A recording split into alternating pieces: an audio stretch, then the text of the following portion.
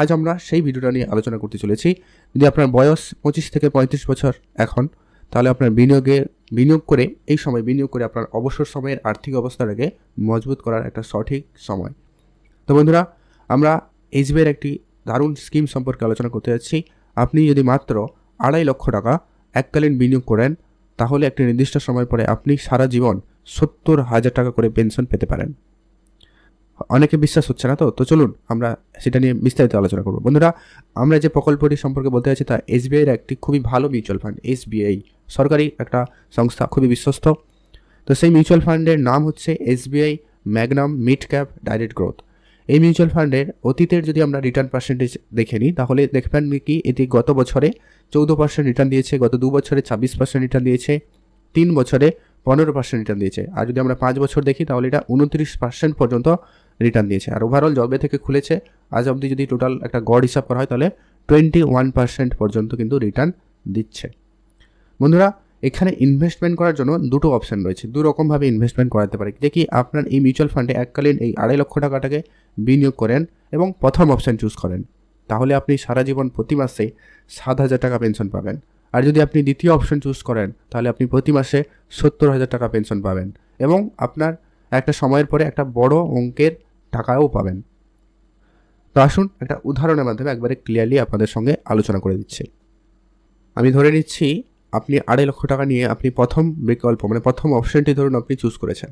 আপনার বয়স এখন 25 থেকে 30, আমি আপনার একটা 27 বছর আমি ধরলাম। আপনি এই মিউচুয়াল ফান্ডে 2.5 লক্ষ টাকা এককালীন বিনিয়োগ করলেন। এই মিউচুয়াল ফান্ডের পাস্ট রিটার্ন আমি ধরে নিচ্ছি একটা আনুমানিক, তো দেখলাম 21% ওভারঅল আজ পর্যন্ত। তারপরেও আমি বাদ দিয়ে আমি 18% ধরে নিচ্ছি, 18% রিটার্ন। এখন আপনি এই 2.5 লক্ষ টাকা বিনিয়োগ করছেন, যদি কমপক্ষে 5 বছরের জন্য এটি মিউচুয়াল ফান্ডে রেখে দিতে হবে বা আপনি রেখে দিন, তাহলে আপনার 5 বছর বিনিয়োগের পরে যে রিটার্নটা পাবেন সেটা হচ্ছে 3,21,939 টাকা। যদি আপনি এতে আপনার ইনভেস্টমেন্টটা অ্যাড করে দেন তাহলে টোটালকে দাঁড়াবে 5,71,939 টাকা। আচ্ছা, এখন আপনার বিনিয়োগ শুরু করেছিলেন তখন আপনার বয়স ছিল ধরুন 27 বছর। এখন আপনি 5 বছর মিউচুয়াল ফান্ডে বিনিয়োগ করেছেন, এখন আপনার বয়স হয়ে গেছে 32 বছর। এখন আপনাকে এখানে এসডব্লিউপি এর সুবিধা নিতে হবে। যদি আপনি এসডব্লিউপি সম্পর্কে জানেন না তাহলে আপনাদেরকে ছোটো করে বলে দিচ্ছি। এসডব্লিউপিকে ফুল ফর্ম হচ্ছে যে কি সিস্টেমেটিক উইথড্রল প্ল্যান। আমরা এসআইপি করি, সেটা হচ্ছে সিস্টেমেটিক ইনভেস্টমেন্ট প্ল্যান, এটা তার উল্টো। এসডব্লিউপি হচ্ছে সিস্টেমেটিক উইথড্রল প্ল্যান। মিউচুয়াল ফান্ডে যে ইউনিটগুলি আপনি এককালীন টাকা দিয়ে কিনেছিলেন, আপনি যে ইউনিটগুলো কেনা হয় মিউচুয়াল ফান্ডে, সেটা আপনি প্রতি মাসে অল্প অল্প করে বিক্রি করা শুরু করবেন এবং সেই পরিমাণে টাকাটা আপনার ব্যাংকে পেনশন হিসাবে আসতে থাকবে। এখন আপনি 5,71,939 টাকার উপরে যদি এসডব্লিউপি নেওয়া শুরু করেন, তাহলে আপনি প্রতি মাসে ধরুন 7,000 টাকা তুলে নিলেন। 30 বছর ধরে একটানা এই সুবিধা যদি গ্রহণ করেন, 30 বছর ধরে, তাহলে আপনি মোট টাকা যে উইথড্রল করবেন সেটা হচ্ছে 25,20,000 টাকা। এরপরেও 30 বছর পরেও আপনার কাছে যেই মিউচুয়াল ফান্ডে থাকবে 1,02,42,089 টাকা, যা আপনি যে কোনো সময় তুলে নিতে পারেন। এখন আপনি ভাবতে পারেন যে কি এই 7,000 টাকা প্রতি মাসে অত্যন্তই কম। তাহলে বন্ধুরা, আপনি যদি এই 2.5 লক্ষ টাকা বিনিয়োগ করে প্রতি মাসে 70,000 টাকা পেনশন পেতে চান এবং আপনি এটা অবসর সময়কালে পেতে চান, অর্থাৎ আপনার বয়স যখন 50-55 হয়ে যাবে, যখন আপনি পরিশ্রম করতে পারবেন না, তখন আপনাকে এই দ্বিতীয় অপশানটি চুজ করতে হবে। এখানে আমরা ধরে নিচ্ছি আপনার বয়স এখনও সেই 27 বছর ধরলাম। আপনি দ্বিতীয় অপশান চুজ করলেন, যার উপরে আপনি 18% আনুমানিক রিটার্ন যেটা ধরেছিলাম ওটা বসালাম। তো এখন আমরা যদি বলি আপনি 70,000 টাকা করে যখন পেনশন নেবেন, তাহলে আপনাকে এই টাকাটা কিন্তু আপনাকে ইনভেস্টমেন্টটাও কিন্তু আপনাকে একটু বেশি সময় দিতে হবে, মানে একটু বেশি সময় ধরে ইনভেস্টমেন্ট করতে হবে। তাই এখন আমরা ধরে নিচ্ছি আপনি মিউচুয়াল ফান্ডে এই 2.5 লক্ষ টাকাটাকে 25 বছরের জন্য ইনভেস্টমেন্ট রাখবেন।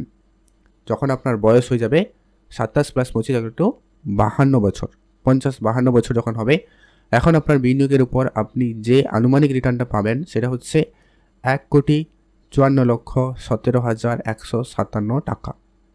যদি আপনি এর সাথে আপনার বিনিয়োগটা অ্যাড করেন তাহলে কি টোটাল দাঁড়াবে 1,56,67,157 টাকা। এখন আপনি আপনার বিনিয়োগকে 25 বছর ধরে রেখেছিলেন, এখন আপনার বয়স 52 বছর, তাই তো?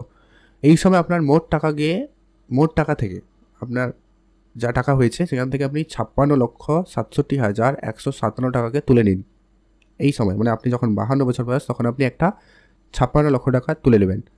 আর থাকবে আপনার কাছে 1 কোটি টাকা, যার উপরে HWPর সুবিধা নেবেন 18% সেই সুদে। যদি আপনি এখান থেকে 8 বছর, আপনার বয়স ধরুন 52 বছর, আপনি আর 60 বছর পর্যন্ত টাকা নেবেন, তাহলে 60 বছর পর্যন্ত মানে 8 বছর, 8 বছরে আপনি প্রতি মাসে 70,000 টাকা করে ধরো পেনশন নিতে চাইছেন, তাহলে আপনি 8 বছরে মোট টাকা যে উইথড্রল করবেন সেটা হচ্ছে 67,20,000 টাকা। এরপরেও আপনার কাছে থাকবে 2,36,83,483 টাকা। আর এই যে টাকাটা আপনি যে কোনো সময় তুলে নিতে পারেন, অর্থাৎ 60 বছর পরে আপনি এটা তুলে নিতে পারেন একবারে। আবার যদি আপনি এটা 10 বছর ধরে আপনি কন্টিনিউ করেন, একটা গড় হিসাব সবার থাকে, 10 বছর ধরে করেন, তাহলে আপনি 70,000 টাকা যদি প্রতি মাসে তোলেন, তাহলে 10 বছরে আপনি মোট পেনশন যে পাবেন সেটা হচ্ছে 84 লক্ষ টাকা। এরপরে আপনার থাকবে আরও 84 লক্ষ টাকা তুলে নেওয়ার পরেও থাকবে 3,09,99,120 টাকা, যা কিন্তু আপনি যে কোনো সময় তুলে নেবেন। আপনি দেখছেন কিভাবে 2.5 লক্ষ টাকা বিনিয়োগ করে আপনি মাসে 70,000 পেনশন পেতে পারেন, এবং তা সারা জীবনের জন্য কিন্তু পেতে থাকবেন। তারপরেও কিন্তু আপনার কাছে আপনার মূলধন থেকে যাবে। বন্ধুরা, যদি আপনি কম সময়ে বেশি টাকা রিটার্ন নিতে চান, মানে পেনশন পেতে চান, তাহলে কিন্তু আপনাকে বিনিয়োগ করতে হবে একটু বড়। যদি আপনি বড় বিনিয়োগ করতে না পারেন, তাহলে আপনাকে অনেক সময় ব্যয় করতে হবে, যে কোনো একটা অপশন আপনাকে নিতে হবে। এখন বন্ধুরা, আপনারা মনে প্রশ্ন জাগতে পারে, বা আপনি প্রশ্ন জাগবে যে আপনি যে রিটার্নে গণনা করে দিলেন, না আমি যে রিটার্নটা গণনা করে দিলাম ওটা কি গ্যারেন্টেড কিনা? তাহলে এর উত্তর হবে গ্যারেন্টেড নয়, গ্যারেন্টেড দেওয়া যাবে না। কারণ এটি পুরো শেয়ার মার্কেটের উপর ডিপেন্ড করে। শেয়ার বাজার যদি উপরে উঠবে তাহলে রিটার্ন আরও বেড়ে যাবে, যদি শেয়ার বাজার নিচে যায় তাহলে রিটার্ন কমে যাবে। তবে আপনাদের কাছে একটা অ্যাডভাইস হিসাবে বলা যেতে পারে, যদি আপনি লং টার্মের কথা ভেবে ইনভেস্টমেন্ট করেন, তাহলে সেখানে লস হওয়ার বা ইনভেস্টমেন্টের যে ডাউনফল হওয়ার সম্ভাবনাটা অনেকটাই কমে যায়। ঠিক আছে? এছাড়াও আপনি আপনার ইনভেস্টমেন্টটাকে আরও বেশি রিস্ক কম করতে গেলে আপনি আপনার পুরো ইনভেস্টমেন্টকে ভাগ ভাগ করে ইনভেস্টমেন্ট করবেন। যেমন আপনি আপনার পুরো টাকার যে টাকাটা আপনি ইনভেস্টমেন্ট করবেন তার 40% আপনি স্মল ক্যাপে ইনভেস্টমেন্ট করবেন, আর 30% মিড ক্যাপে, 30% লার্জ ক্যাপে। মানে মিউচুয়াল ফান্ডে 3 রকম স্তর থাকে, আপনারা জানেন, মিড ক্যাপ, লার্জ ক্যাপ এবং স্মল ক্যাপ। তো সেখানে আপনি সেইভাবে ইনভেস্টমেন্ট করুন, এতে আপনার ঝুঁকি অনেকটাই কমে যাবে। এরপরে আরও একটা প্রশ্ন থাকতে পারে যে দীর্ঘমেয়াদী আমরা তো ইনভেস্টমেন্ট করলাম, তাতে কি আমাদের long term capital gain tax দিতে হবে? হ্যাঁ, আপনাকে দিতে হবে। তবে হ্যাঁ, আপনি যে টাকা ইনভেস্টমেন্ট করেছেন ওটা বাদ, তারপরে সরকার থেকে 1,25,000 টাকার যে ব্যাপারটা ছাড় থাকে ওটা বাদ যাবে। তারপরে আপনি যে টাকাটা লাভ করবেন তার উপরে আপনাকে 12.5% long term capital gain tax আপনাকে দিতে হবে। তাহলে বন্ধুরা, আপনি দেখলেন কীভাবে একটা অল্প পরিমাণ ইনভেস্টমেন্ট আপনার ভবিষ্যৎকে মজবুত করতে পারে। তো বন্ধুরা, এই ভিডিওটি শুধুমাত্র শিক্ষণীয় ভিডিও। এখানে আমাদের যে ইনভেস্টমেন্টের প্ল্যান বোঝানো হলো, এখানে জোর করা হচ্ছে না। আপনি যদি কোনো জায়গায় ইনভেস্টমেন্ট করবেন বা করবেন, সেটা আপনি আগে ভালোভাবে বুঝে নেবেন, তারপরে ইনভেস্টমেন্টটা করবেন। কারণ মিউচুয়াল ফান্ডে ইনভেস্টমেন্ট একটু রিস্কি ইনভেস্টমেন্ট।